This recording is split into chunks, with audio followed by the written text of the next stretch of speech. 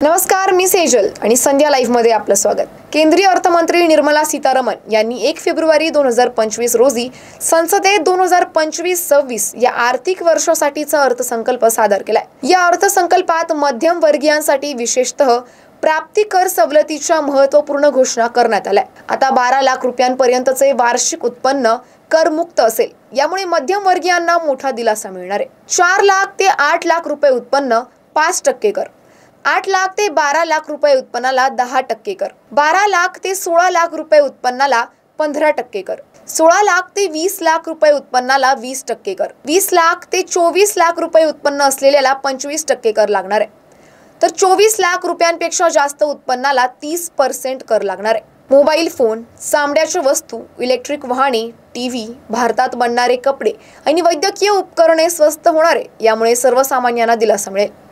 Electric वाहनांच्या battery निर्मितीसाठी आवश्यक असलेल्या कच्च्या मालावरील सीमा शुल्कात सूट देण्यात आली, ज्यामुळे इलेक्ट्रिक वाहने अधिक परवडणारी होतील।